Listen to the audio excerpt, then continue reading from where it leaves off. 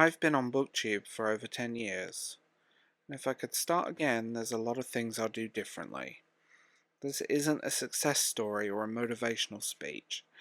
This is an honest look at mistakes I've made, what I've learned, and advice I wish I heard when I started. I'm Darv James. Welcome to this episode of The Bald Book Geek. Remember to like, subscribe, tell me your favourite memories of your time on YouTube in the comments, and you can support this channel with channel membership, Substack, Patreon, and Ko-fi. Let's go back in time and let's have some fun. 10 years, which is a terrifying amount of time to do anything on the internet without deleting your channel out of shame. And yes, this video is going to be a little cheesy. I'm fully aware of that, I've accepted it, and I've made peace with it.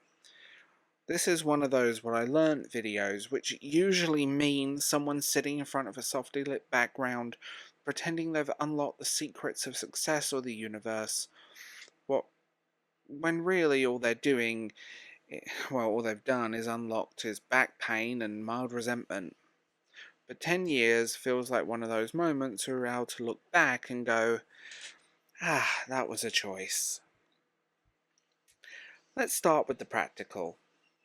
If I could go back to the beginning, or honestly to a point where I came back to YouTube with this channel, I would tell myself one thing immediately: learn the basics of editing. Because when I returned to YouTube, I fired up iMovie thinking, yes, old friend. iMovie looked back at me and said, do I know you? Things had changed entirely, new buttons, new logic, new ways to ruin my day. You don't need to be a wizard. You don't need After Effects or cinematic color grading. You just need to know how to cut, how to piece, how not to leave in 5 seconds of dead air when you stare at the camera, questioning every life decision you've ever made. Ask me how I know. Let's be honest. Now this one's a bit heavier. One of the biggest things I would do differently is I wouldn't chase community. I know that sounds weird coming from a YouTuber or a booktuber, because everyone tells you that community is the goal, that you have to find your people. But what I was actually looking for wasn't community, I was looking for connection.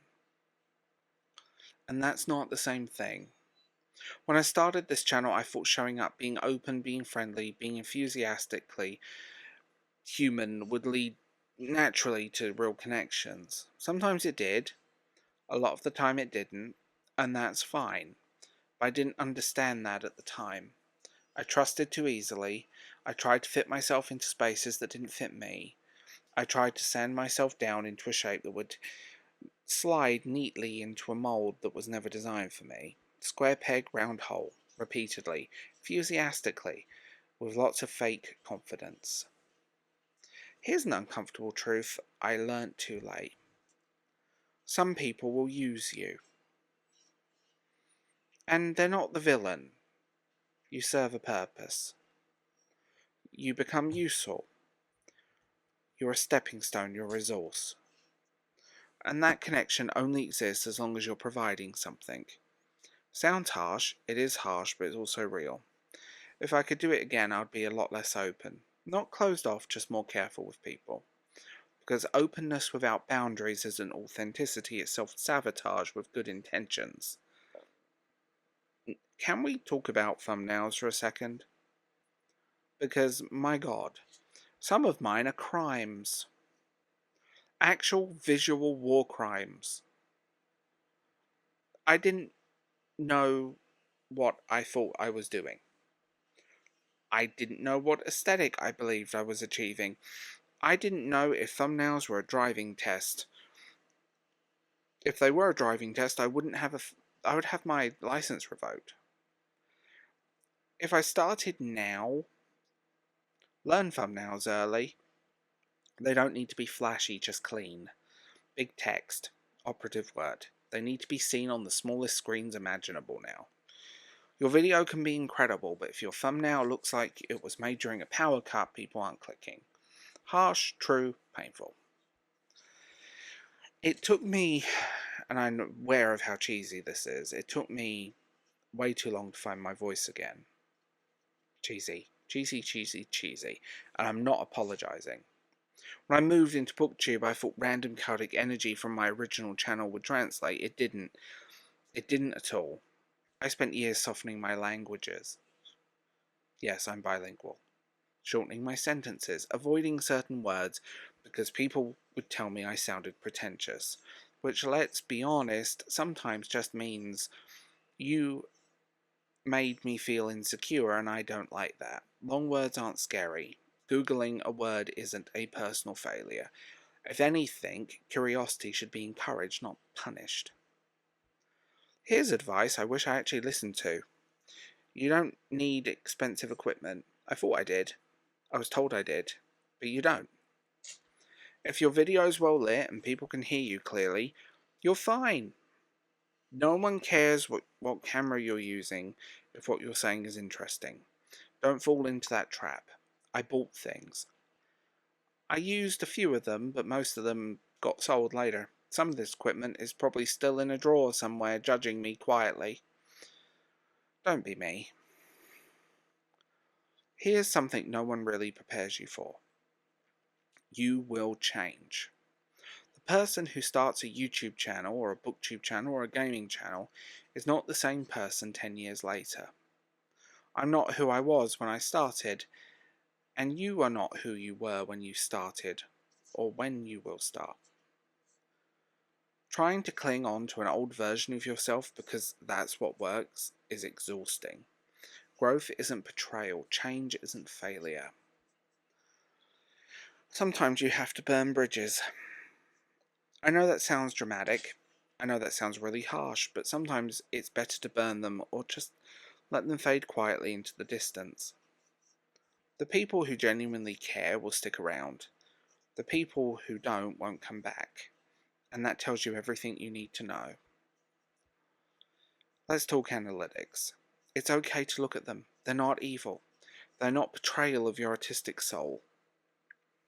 Analytics tell you what your audience is watching, what they respond to, and what they ignore.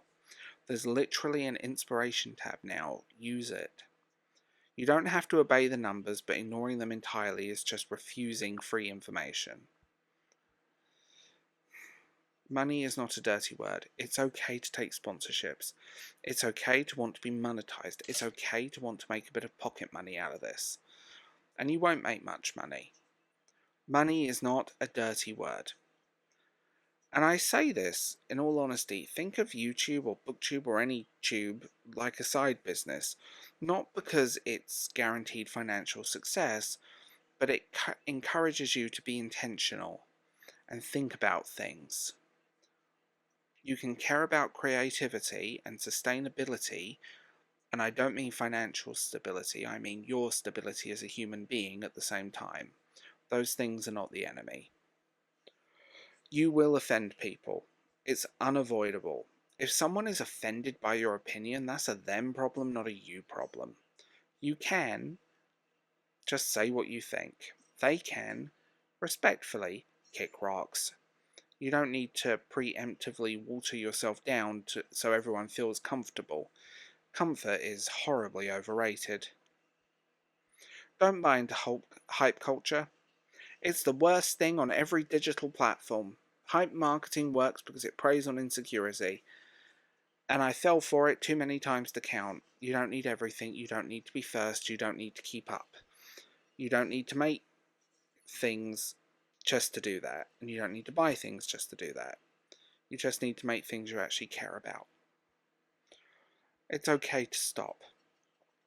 And this one genuinely matters. It's okay to take breaks. It's okay not to upload for a while. It's okay to walk away. If something stops being fun and becomes a chore, you have to ask yourself why you're doing it. Sometimes the answer is, I need a break. Sometimes it's, I need to change how I'm doing this, and I did. And I found fun again. This is the corny bit. This is the cheese. You've been warned. I want to thank everyone. Everyone who likes me, everyone who hates me. The people were here for a year and then vanished. The people we lost along the way. The people who commented on every video and then one day just stopped. That's the nature of YouTube. Most of all, I want to thank the people watching this. The people who stuck around, the people who found videos later. I wouldn't be doing this if it wasn't for any of you, and I genuinely mean that. 10 years in, I don't have it figured out, but I know myself better and I trust my voice. I'm still enjoying doing this, which honestly feels like the biggest win. So thanks for being here. Let's see where we go next. And I'll talk to you guys in the next one.